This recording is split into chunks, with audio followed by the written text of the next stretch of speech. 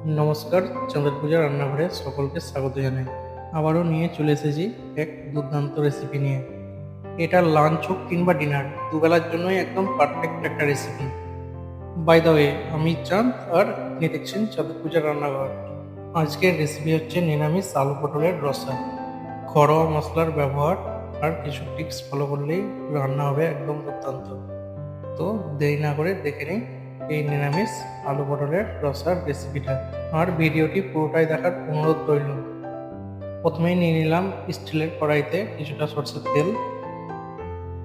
তেলটা গরম হয়ে আসলে এর মধ্যে আমি দিয়ে দেবো কেটে রাখা পটলগুলো, যেগুলো আমি আগে থেকেই কেটে রেখে দিয়েছিলাম। এখানে আমি 300 গ্রাম পটল আর 300 গ্রাম আলু ব্যবহার করেছি। এইটা 4জন ফ্যামিলি মেম্বারের জন্য যথেষ্ট। এইবার আমি পটলগুলোকে খুন্তির সাহায্যে একটু নেড়ে লাল লাল করে ফ্রাই করে নেব। আর যারা যারা যেখান থেকে ভিডিওটি দেখছেন প্লিজ একটি করে এই ভিডিওতে কমেন্ট করে যাবেন। এখানে আমি উনুনের আঁচ মিডিয়াম ফ্লেমে রেখে পটলগুলোকে ভালো করে ফ্রাই করে নিয়েছি। এবার একটি পাত্রে তুলে নেব। আপনারাও সেম প্রসেসে পটলগুলোকে ভালো করে ফ্রাই করে নেবেন। ভালো করে ফ্রাই করলে পটলের ফ্লেমটা একটু ভালো আসে আর খেতেও অনেকটা সুস্বাদু লাগে।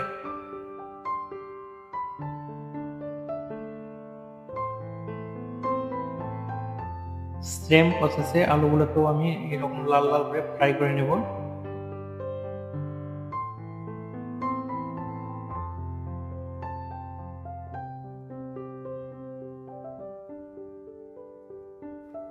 এইটা লাল লাল ভাবে ফ্রাই হয়ে আসলে এটা আমি একটি পাত্রে এবার এগুলোকে তুলে নেব।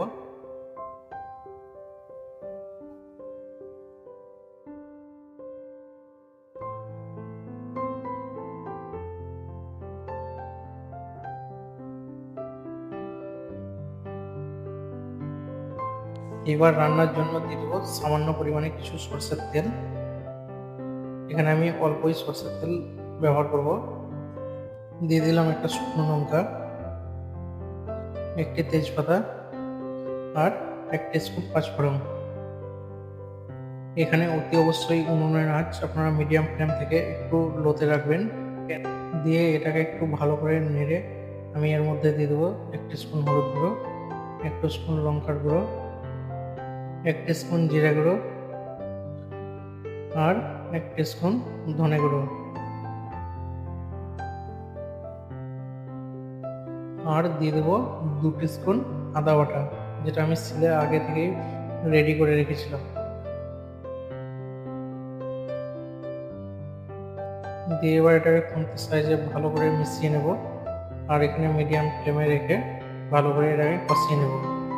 এটা টাইট হয়ে এসেছে, এবার আমি এতে হাফ কাপ মতো জল অ্যাড করে দিলাম। দিয়ে এবার এটাকে 25 থেকে 30 সেকেন্ডের জন্য ভালো করে নেড়ে কষিয়ে নেব।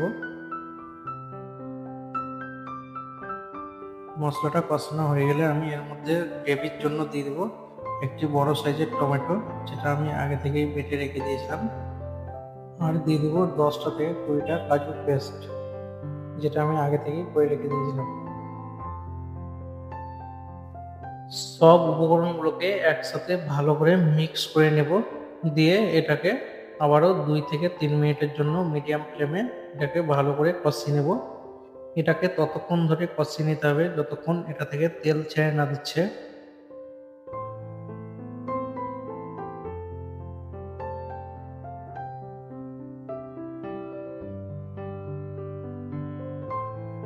মশলাটা কষা হয়ে এসেছে। এবার আমি এর মধ্যে দিয়ে দেবো 1 চা চামচ লবণ, এটা আপনাদের স্বাদ মতোই ব্যবহার করবেন। আর ঝালের জন্য দিয়ে দেবো 3খানা চিড়ে রাখা কাঁচা লঙ্কা। এবার আমি অ্যাড করে দেবো ফ্রাই করা আলু পটলগুলোকে। দিয়ে ওই মশলার সাথে ভালো করে এটাকে আবারও মাখিয়ে নেব। এটা টাইট হয়ে আসলে এর মধ্যে আমি 250 গ্রাম জল অ্যাড করে দেবো।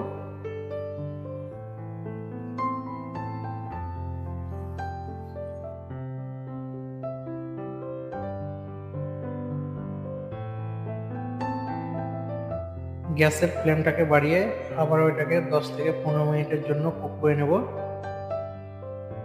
এইটা কুক হয়ে আসলে এর মধ্যে আমি অ্যাড করে দেবো 1 টিস্পুন গরম মশলা,